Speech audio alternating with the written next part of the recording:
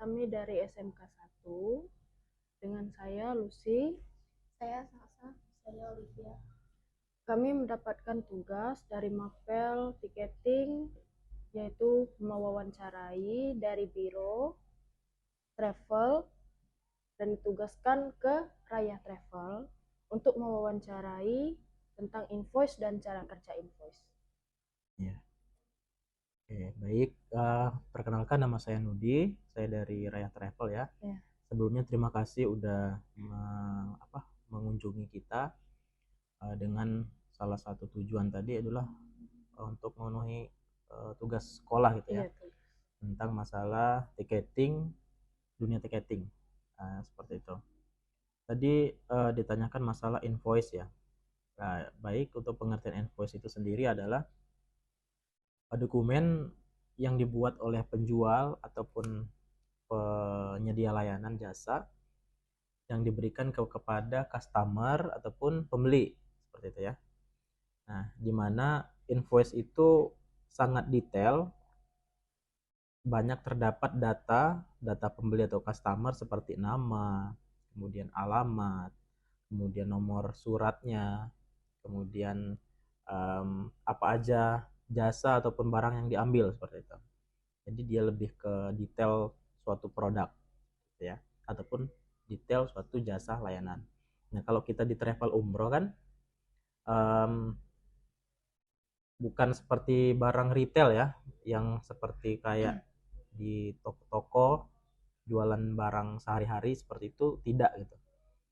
Kalau di Raya Travel lebih ke masalah umroh ataupun yang membeli oleh-oleh umroh juga ada, seperti itu.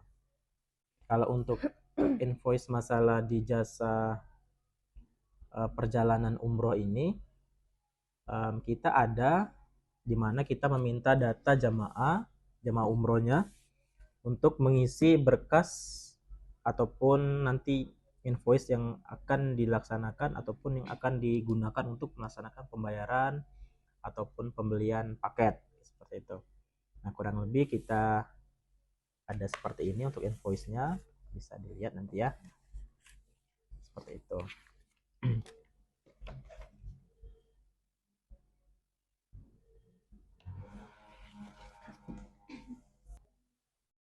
Oke, selain dari untuk pengertian masalah invoice, tentunya invoice juga memiliki fungsi seperti itu ya.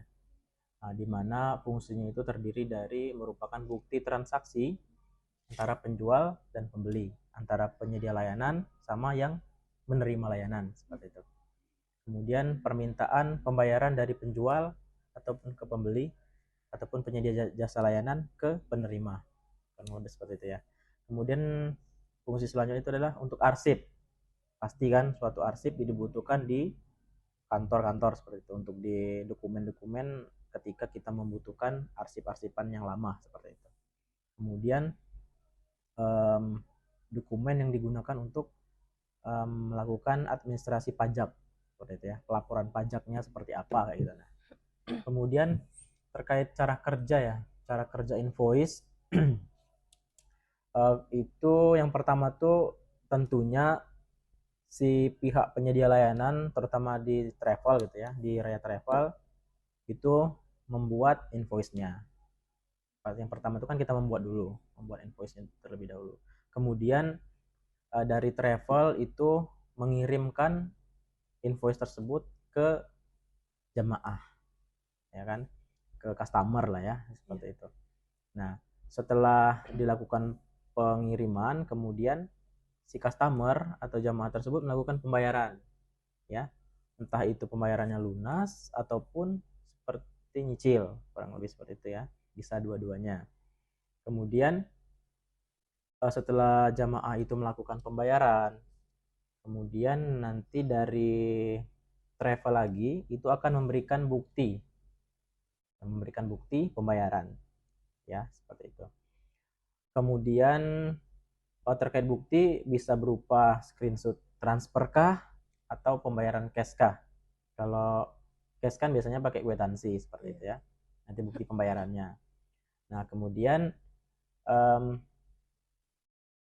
dari travelnya kemudian cut dulu.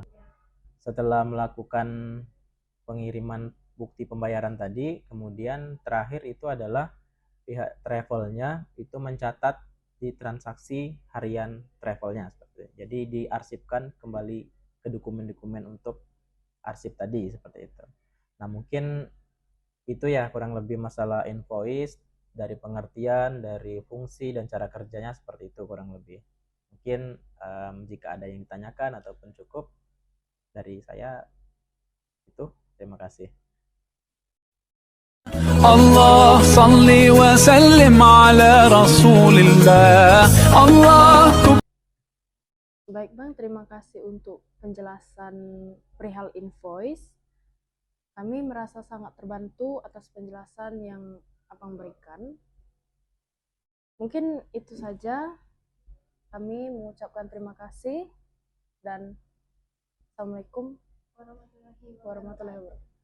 Waalaikumsalam warahmatullahi wabarakatuh. علينا الله يرضى عنا الله اهدي خطانا على سنة نبينا. Let's raise our hands and make dua.